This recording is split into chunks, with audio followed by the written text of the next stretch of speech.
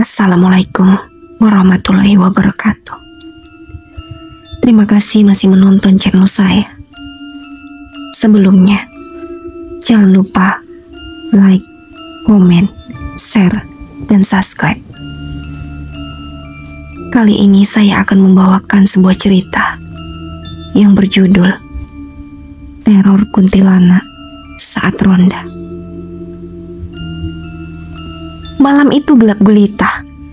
Bulan bersembunyi di balik awan tebal, meninggalkan suasana desa Sukamaju dalam kegelapan pekat. Angin malam bertiup kencang, membawa suara daun kering yang terinjak dan menghilang dalam sunyi. Lampu-lampu jalan hanya menyala separuhnya, menambah kesan suram. Di balai ronda kecil di ujung desa, 5 orang pemuda berkumpul. Mereka adalah para penjaga malam yang rutin bergantian menjaga keamanan desa dari pencurian yang akhir-akhir ini sering terjadi. Namun malam ini berbeda. Ada desas-desus tentang sosok putih yang sering terlihat melayang-layang di dekat pohon besar di pinggir desa. Apa kalian yakin mau ronda malam ini? Tanya Iwan, seorang pemuda bertubuh kecil dengan suara bergetar. Wajahnya pucat, matanya sesekali melirik keluar ke arah jalanan gelap yang membentang di depan mereka. Ayo lawan, jangan penakut gitu. Ini cuma cerita orang tua untuk menakut-nakuti kita, sahut Benny, pemuda tertua di antara mereka. Tubuhnya kekar, suaranya terdengar mantap meski matanya menyiratkan sedikit keraguan. Ya, lagi pula kita berlima. Masa takut sama cerita kuntilanak? Timpal Doni sambil menyalakan rokoknya. Asapnya mengepul ke udara, menambah aroma tegang di sekitar mereka. Namun di sudut balai ronda, Andi, pemuda paling pendiam, hanya duduk terdiam. Ia menggenggam tasbih kecil di tangannya. Bibirnya komat kamit seolah melafalkan doa. "Hei, Di, kenapa diam aja?" tegur Benny sambil menepuk pundak Andi. Andi hanya menoleh sekilas. "Aku rasa malam ini bukan malam yang biasa. Aku merasa ada yang aneh, terasa berat." "Berat? Maksudmu apa?" Iwan tampak semakin gelisah. "Entahlah, tapi aku merasakan sesuatu yang buruk akan terjadi," jawab Andi pelan. Tawa Benny pecah. "Kamu itu terlalu banyak nonton film horor, Di. Ayo, kita mulai ronda. Jangan buang waktu." Kelima pemuda itu akhirnya memulai ronda. Mereka berjalan menyusuri jalan desa yang sepi, hanya diterangi lampu jalan yang temeram. Suara sendal mereka bergema pelan di jalan yang berbatu. Benny memimpin di depan, diikuti oleh Doni, Andi, Iwan, dan terakhir Bagas yang membawa tongkat bambu panjang untuk berjaga-jaga. "Ayo, kita mulai dari perbatasan desa dulu, lalu kembali ke sini," usul Benny. Yang lain mengangguk setuju, meski langkah mereka terasa berat. Saat mereka melewati sebuah rumah tua yang sudah lama ditinggalkan, Iwan tiba-tiba berhenti. Matanya membelalak, menatap ke arah jendela rumah itu. "Kenapa, Wan?" tanya Bagas yang berdiri paling belakang. Aku lihat ada yang bergerak di dalam," bisiknya. Suaranya nyaris tak terdengar. Semua menoleh ke arah rumah itu. Rumah tua dengan dinding kayu yang sudah lapuk itu berdiri sunyi. Jendelanya gelap. Tidak ada tanda-tanda kehidupan. Namun bulu kuduk mereka berdiri tanpa alasan yang jelas. "Tidak ada apa-apa, Wan. Mungkin kamu cuma lelah," kata Doni sambil menepuk bahunya. Namun Iwan tetap menatap rumah itu dengan ekspresi ketakutan. "Ayo, jalan lagi," perintah Benny dengan nada sedikit kesal. Mereka melanjutkan perjalanan, meninggalkan rumah tua itu di belakang. Setelah berjalan beberapa ratus meter, mereka tiba di sebuah pohon beringin besar di pinggir desa. Pohon itu sudah lama dianggap angker oleh warga desa. Banyak cerita menyeramkan tentang sosok-sosok gaib yang sering terlihat di sana, terutama di malam hari. "Aku dengar dulu ada perempuan yang gantung diri di pohon ini," kata Bagas tiba-tiba, memecah keheningan. "Jangan mulai cerita yang aneh-aneh, Gas," potong Andi. Wajahnya tampak semakin tegang. Tiba-tiba angin dingin bertiup kencang, membuat daun-daun kering berterbangan. Lampu jalan di dekat mereka berkedip-kedip sebelum akhirnya padam total. "Astaga, kenapa mati lampunya?" tanya Doni panik. Semua saling pandang. Mereka hanya berdiri diam di bawah pohon beringin itu, dikelilingi kegelapan. Hanya suara angin dan bunyi dedaunan yang terdengar. Dan kemudian, sebuah tawa melengking terdengar dari atas pohon. Tawa itu lembut, namun memekakan telinga. Mereka semua membeku, wajah mereka pucat pasi. Apa itu?" bisik Iwan. Tubuhnya gemetar hebat. Benny mencoba bersikap tegar. "Pasti cuma suara burung atau angin." Namun sebelum ia selesai berbicara, sosok itu muncul. Sebuah bayangan putih melayang-layang di atas pohon. Rambutnya panjang, wajahnya tersembunyi di balik gelombang rambut yang hitam dan lebat. Sosok itu tertawa lagi, lebih keras, membuat nyali kelima pemuda itu hampir pecah. Tanpa berpikir panjang, Iwan menjerit dan berlari sekuat tenaga, meninggalkan teman-temannya. Bagas menyusul, diikuti oleh Doni dan Andi. Benny yang semula mencoba tegar, akhirnya juga ikut lari, meski mulutnya terus mengumpat. Mereka berlari tanpa arah, hanya berusaha menjauh dari pohon itu. Namun suara tawa itu terus mengikuti mereka, semakin keras dan dekat. Ketika mereka tiba di sebuah persimpangan, Andi tiba-tiba berhenti. "Tunggu, jangan berpencar," teriaknya. Namun terlambat. Iwan dan Doni sudah memilih jalan yang berbeda. Hanya Andi, Benny, dan Bagas yang tetap bersama. "Kita harus cari mereka," kata Andi dengan suara putus asa. "Di keadaan seperti ini, kita selamatkan diri dulu," balas Benny, meski hatinya diliputi rasa bersalah. Ketiganya akhirnya kembali ke balai ronda dengan napas tersengal-engal. Mereka tidak melihat Iwan dan Doni lagi. Wajah mereka dipenuhi kecemasan, rasa takut dan penyesalan. Saat mereka mencoba menyusun rencana untuk mencari teman-temannya, tawa itu kembali terdengar. Kali ini lebih dekat. Sosok itu muncul di depan balai ronda, melayang-layang dengan pakaian putihnya yang berlumuran darah. "Kalian pikir bisa lari dariku?" Suara itu berbisik, namun terdengar jelas di telinga mereka. Dan malam itu, jeritan panjang menggema di desa Sukamaju, memecah keheningan malam yang kelam. Di balai ronda yang kecil itu, 3 pemuda yang tersisa berusaha menenangkan diri. Keringat dingin mengalir deras dari wajah mereka. Andi, yang sejak awal sudah merasa ada yang tidak beres, terus merapal doa. Sementara Benny mencoba berpikir jernih. Bagas yang biasanya paling tenang, kini duduk di sudut dengan wajah pucat pasi. Jadi, apa yang harus kita lakukan sekarang? Kita nggak bisa tinggal di sini, kan? Tanya Bagas dengan suara gemetar.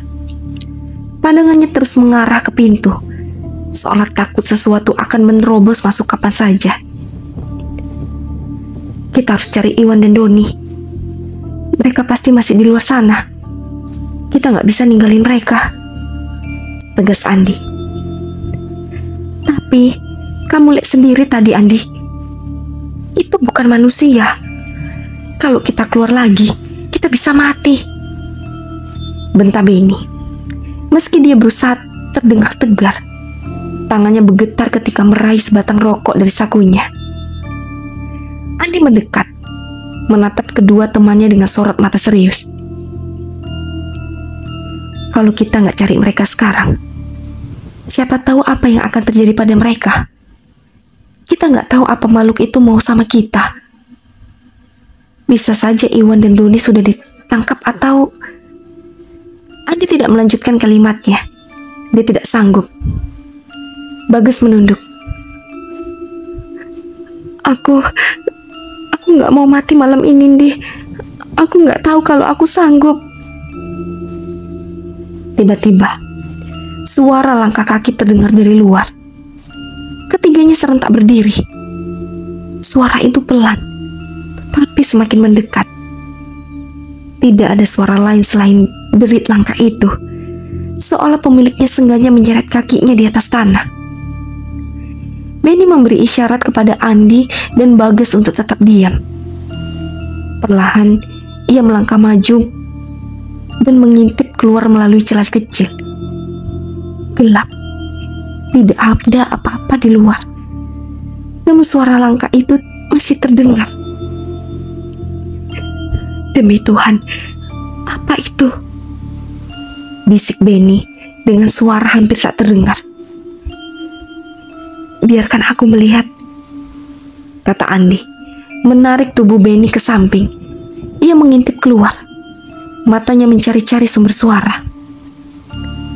Di kejauhan, ia melihat sebuah sosok berjalan perlahan di tengah jalan. Rambutnya panjang, hampir menyentuh tanah. Tubuhnya diselimuti kain putih kotor yang robek-robek. Langkahnya tak stabil, seperti orang yang sakitan. Namun yang membuat Andi hampir kehilangan napas adalah kepala sosok itu. Lehernya tertekuk ke samping pada sudut yang tidak wajar. Itu bukan manusia, bisik Andi dengan suara parau. Ia mundur dari pintu dan menutup mulutnya dengan tangan. Siapa? Apa yang kamu lihat, nih? Desak Bagas, meski ia tampak tidak yakin ingin tahu jawabannya. Dia ada di luar, dekat sekali. Kita harus keluar dari sini. Kalau dia mendekat, kita terjebak, jawab Andi. Tunggu dulu, kata Beni dengan nada protes. Kita nggak tahu kemana makhluk itu akan pergi. Kalau kita keluar sekarang, kita bisa bertemu dengannya di jalan. Andi menatap kedua temannya. Wajahnya penuh keraguan, tetapi ia tahu mereka tidak punya banyak pilihan. Kita nggak bisa diam di sini selamanya. Setelah beberapa saat berdebat, akhirnya mereka memutuskan untuk keluar melalui pintu belakang balai ronda, berharap tidak menarik perhatian makhluk itu. Dengan napas tertahan, mereka berjalan perlahan menyusuri jalan setapak kecil yang jarang dilalui. Setiap langkah terasa berat, seperti ada sesuatu yang menekan mereka dari segala arah. Suara jangkrik yang biasa menenangkan kini terasa seperti teror. Setiap bunyi dedaunan yang bergesekan seolah menyembunyikan sesuatu. Namun yang paling menyeramkan adalah keheningan yang tiba-tiba muncul. Semua suara alam mendadak lenyap, seolah dunia menahan napas. Diam, balas Denny dengan nada memerintah. Tetapi Andi tahu apa yang dimaksud Bagas. Keningan itu bukan hal yang normal. Tiba-tiba, suara tawa itu terdengar lagi. Lembut, melengking, dan menggema di udara malam. Suara itu datang dari belakang mereka. Makin lama, makin dekat. Dia tahu kita di sini, seru Andi panik.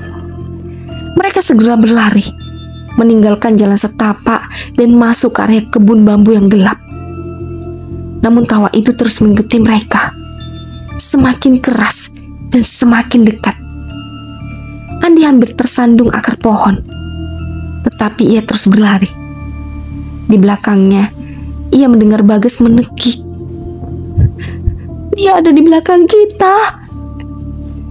Andi menoleh sekilas dan melihatnya.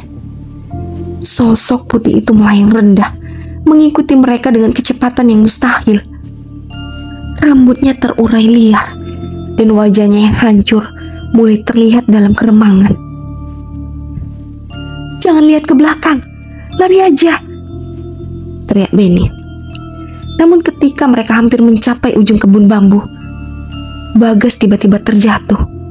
Ia menjerit kesakitan, memenggangi kakinya yang tersangkut di akar. Bagas! Andi berhenti, mencoba menarik temannya. Tetapi saat ia membungkuk, suara tawa itu terdengar tepat di atas mereka. Andi mendongak, dan sosok itu sudah ada di sana. Rambutnya yang panjang dan kusut menggantung, menutupi hampir seluruh wajahnya. Bau busuk menyengat memenuhi udara, membuat Andi hampir muntah. Tanpa pikir panjang, Benny menarik tangan Andi. Tinggalkan dia, kita nggak bisa bantu. Andi menolak. Aku nggak akan. Namun sebelum ia sempat melanjutkan, Bagas menjerit panjang. Tubuhnya ditarik ke dalam kegelapan oleh sesuatu yang tidak terlihat.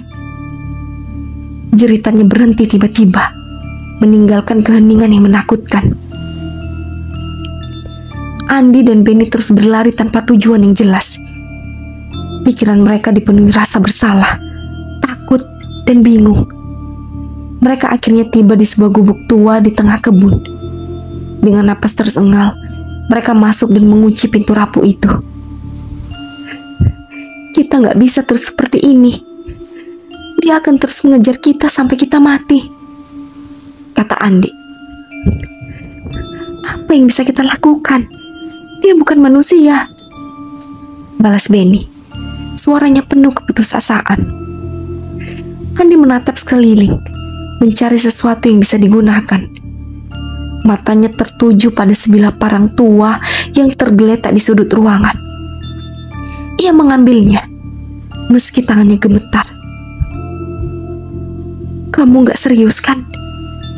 Tanya Benny melihat tindakan Andi. Kalau kita gak lawan, kita pasti mati. Aku gak mau menyerah begitu aja, jawab Andi tegas. Benny menghela nafas berat. Meski ragu, ia akhirnya meraih sebatang kayu yang cukup besar untuk dijadikan senjata. Suara itu kembali terdengar. Kali ini lebih pelan, tetapi terasa lebih menyeramkan. Suara itu seperti berbisik langsung di telinga mereka. Meski tidak ada siapapun di dalam gubuk itu. Dia datang, bisik Andi. Pintu gubuk tiba-tiba berderit, meski tidak ada angin. Dengan perlahan, pintu itu terbuka, memperlihatkan sosok putih berdiri di ambang pintu. Wajahnya kini terlihat jelas, pucat, penuh luka, dengan mata kosong tetapi menatap tajam. Andi mengangkat parang, mencoba menahan rasa takut yang menguasainya. Apa yang kamu mau? Teriaknya. Sosok itu tidak menjawab. Sebaliknya, ia melayang masuk. Tawa menyeramkannya menggema di udara. Dengan keberanian terakhir yang tersisa, Andi mengayunkan parang ke arah sosok itu. Namun parang itu hanya menembus udara kosong, seolah-olah makhluk itu tidak nyata. Tawa itu berubah menjadi jeritan melengking, dan sosok itu melayang semakin dekat. "Keluar, pergi!" teriak Andi, mengayunkan parang dengan liar. Benny mencoba membantu, tapi tiba-tiba sosok itu berhenti. Ia hanya berdiri di sana, menatap mereka dengan senyum menyeramkan sebelum perlahan menghilang dalam bayangan. Suasana kembali sunyi. Apa dia pergi?" tanya Benny dengan suara gemetar. Andi tidak menjawab. Ia hanya berdiri di tempat, tubuhnya bergetar hebat. Namun sebelum mereka sempat bernapas lega, suara langkah kaki terdengar lagi dari luar gubuk. Kali ini, suara itu datang dari semua arah. Andi dan Benny menyadari bahwa mereka tidak punya jalan keluar. Sosok-sosok lain mulai muncul dari kegelapan, menyerupai makhluk yang telah mereka lihat sebelumnya. Tetapi jumlahnya lebih banyak. Tawa mereka mengisi udara, semakin keras, hingga seperti mimpi buruk yang nyata. Dengan sisa keberanian yang dimilikinya, Andi menatap Benny. "Kita lawan mereka bersama." Benny mengangguk. Tidak ada kata lain yang terucap. Keduanya berdiri berdampingan, siap menghadapi apapun yang akan datang. Andi dan Benny berdiri mematung dalam gubuk tua itu, memandang pintu yang kini diam. Meski mereka tahu ancaman itu belum selesai, pikiran Andi berputar cepat. Sosok menyeramkan yang baru saja mereka hadapi hanya salah satu dari sekian banyak cerita kelam yang selama ini beredar di desa mereka. Tapi malam ini, mereka tidak punya pilihan selain menghadapi ketakutan itu langsung. "Dengar, aku yakin mereka masih hidup. Kita cuma harus menemukan mereka," ujar Andi. Suaranya bergetar tetapi tetap terdengar tegas. Benny meski terlihat ragu, mengangguk. "Tapi di mana, Di? Kita bahkan gak tahu apa yang sedang kita lawan." Andi menghela nafas. "Makhluk itu muncul di pohon beringin tadi. Kalau aku harus menebak, mungkin ada hubungannya dengan tempat itu." Benny membulatkan tekad, meski jelas terlihat rasa takut masih mencengkramnya. Mereka mengambil apa yang bisa digunakan sebagai senjata, parang tua dan tongkat kayu, lalu keluar dari gubuk. Udara dingin semakin menusuk, dan suara tawa itu sudah tidak terdengar. Tapi mereka tahu sesuatu masih mengawasi mereka. Langkah-langkah mereka berat saat menyusuri kebun bambu. Jalan setapak hampir tak terlihat di tengah kegelapan. Hanya obor kecil yang mereka bawa yang memberikan sedikit penerangan. Angin berdesir di antara batang-batang bambu, membawa suara gemerisik yang membuat bulu kuduk mereka terus meremang. Setelah beberapa menit berjalan, mereka mendekati batas kebun. Di depan mereka, pohon randu besar yang sering disebut-sebut angker oleh warga berdiri menjulang. Pohon itu tampak seperti siluet hitam raksasa, dengan akar-akar yang menjalar keluar seperti cakar makhluk hidup. "Di situ," bisik Andi, menunjuk ke arah pohon. Cahaya obor memantulkan sesuatu di bawah pohon itu. Sesosok tubuh. Benny langsung mendekat, tetapi Andi menarik tangannya. "Hati-hati, kita nggak tahu apa yang sedang kita hadapi," katanya. Mereka mendekati pohon itu perlahan.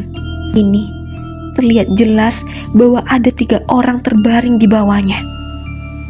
Itu adalah Iwan, Doni, dan Bagas. Ketiganya duduk bersandar pada batang pohon. tetapi mata mereka kosong, seperti sedang melamun. "Iwan, Doni, Bagas!" seru Benny, mendekat dengan tergesa-gesa. Ia mengguncang tubuh Iwan, tetapi tidak ada reaksi. Mata Iwan tetap menatap lurus ke depan. Bibirnya bergerak-gerak, seolah sedang berbicara, tetapi tidak ada suara yang keluar.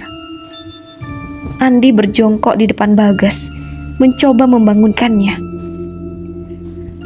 "Gas, sadar. Ini aku, Andi, Gas." Namun sama seperti Iwan, Bagas hanya diam. Tangan kanannya mencakar tanah, menciptakan garis-garis tanah, sementara bibirnya komat-kamit. "Kita harus lakukan sesuatu, Ben," kata Andi panik. "Apa yang bisa kita lakukan? Mereka seperti tidak ada di sini," jawab Benny. Suaranya semakin gugup. Tiba-tiba angin kencang berhembus dan suara tawa itu terdengar lagi. Kini suara itu seperti berasal dari segala arah, membuat keduanya merasakan kengerian yang lebih dalam. "Dengar," bisik Andi, mencoba mengatur napasnya. "Kita bawa mereka keluar dari sini. Kalau tetap di sini, kita semua bisa jadi korban." Benny mengangguk setuju. Mereka mulai memapak ketiga teman mereka satu persatu. Tubuh Iwan, Doni, dan Bagas terasa dingin seperti es dan berat, seolah-olah mereka tidak bernyawa. Namun meski sulit, Andi dan Benny terus berusaha menyeret mereka menjauh dari pohon randu itu. Saat mereka berjalan menjauh, suara tawa semakin keras. Langkah Andi terhenti ketika ia merasa sesuatu menyentuh punggungnya. Ia menoleh, dan di sana berdiri sosok buti itu, lebih dekat daripada sebelumnya. Rambut panjangnya menutupi hampir seluruh wajahnya, tetapi kini matanya terlihat dua lingkaran hitam pekat yang memandang mereka tanpa emosi. "Sialan," gerutu Benny, mengayunkan tongkat kayunya. Tetapi tongkat itu hanya menembus udara kosong. Sosok itu lenyap, tetapi tawa menggema lagi, lebih keras dari sebelumnya. "Jangan berhenti, Ben. Kita harus keluar dari sini," teriak Andi. Namun tiba-tiba, tanah di sekitar mereka terasa bergetar. Akar-akar pohon randu menjalar seperti ular hidup, mencoba melilit kaki mereka. Salah satu akar itu berhasil mencengkram pergelangan kaki Benny, membuatnya terjatuh. "Andi, tolong aku, Dik!" teriak Benny, mencoba melepaskan diri. Andi berlari ke arahnya, menggunakan parang tua untuk memotong akar tersebut. Dengan beberapa ayunan, akar itu akhirnya terlepas. Tetapi Andi tahu mereka tidak bisa terus seperti ini. "Kita harus cepat," katanya, membantu Benny berdiri. Namun ketika mereka mencoba melanjutkan perjalanan, sosok putih itu muncul lagi. Kali ini tepat di depan mereka. Ia berdiri diam, hanya beberapa meter dari mereka, dengan kepala yang perlahan-lahan menoleh ke samping dalam sudut yang mustahil. Suara tawa itu berubah menjadi jeritan panjang yang membuat telinga mereka berdengung. "Ini gak mungkin nyata," bisik Benny. Tubuhnya gemetar. Andi meraih parang dengan erat. "Ini nyata atau enggak, tapi kita harus lawan."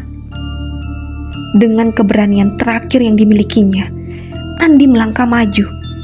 Ia tahu tidak ada jaminan mereka bisa selamat, tetapi ia tidak akan menyerah begitu saja.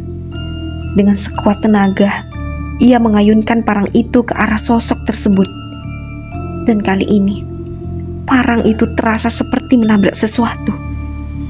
Jeritan sosok itu semakin keras, membuat Andi dan Benny menutup telinga mereka. Sosok itu mundur perlahan, seperti terluka. Wajahnya yang kosong kini mulai menunjukkan sesuatu. Rasa marah. Tetapi sebelum ia bisa melakukan apapun, Andi berteriak, "Lari! Lari sekarang, Ben!" Mereka kembali mengangkat tubuh teman-temannya, menyeret mereka secepat mungkin keluar dari area pohon randu. Sosok itu tidak lagi mengejar, tetapi tawa dan jeritannya tetap terdengar di kejauhan, seolah mengingatkan mereka. Setelah berjalan beberapa menit, mereka akhirnya mencapai balai desa. Cahaya lampu minyak dari balai ronda terasa seperti penyelamat, mengusir sebagian kegelapan yang membayangi mereka sepanjang malam. Benny menjatuhkan tubuh Doni dengan hati-hati, lalu jatuh terduduk ke tanah. "Apa yang sebenarnya kita lawan tadi?" tanyanya. Matanya kosong. Andi tidak menjawab. Ia hanya duduk di samping temannya, mencoba mengatur napasnya. Di samping mereka, Iwan, Doni, dan Bagas mulai menunjukkan tanda-tanda kehidupan. Mata mereka perlahan berkedip, dan bibir mereka berhenti bergerak. "Bagas, Iwan," panggil Andi, mengguncang tubuh mereka dengan lembut. Iwan membuka matanya. Ia tampak bingung. "Di mana aku? Apa yang terjadi?" Bagas hanya memegang kepalanya, tampak linglung. "Aduh, aku gak ingat apa-apa." Andi menatap mereka satu persatu. "Kalian semua baik-baik aja sekarang. Itu yang penting." Tetapi jauh di dalam dirinya, Andi tahu malam ini meninggalkan bekas yang tidak akan hilang begitu saja. Mereka selamat, tetapi apa yang mereka hadapi masih menjadi misteri yang menghantui pikiran mereka. Apakah sosok itu benar-benar makhluk gaib? Atau ada sesuatu yang lebih kelam di balik semua ini? Malam itu, mereka berlima beristirahat di balai ronda, terlalu takut untuk kembali ke rumah masing-masing. Tidak ada yang berbicara tentang apa yang terjadi. Namun satu hal yang pasti, mereka tidak akan pernah melupakan malam mengerikan itu. Malam ketika mereka menghadapi kengerian yang tak terjelaskan di bawah pohon randu angker. Dan jauh di tengah kegelapan desa Sukamaju, sosok putih itu tetap ada, menunggu korban berikutnya.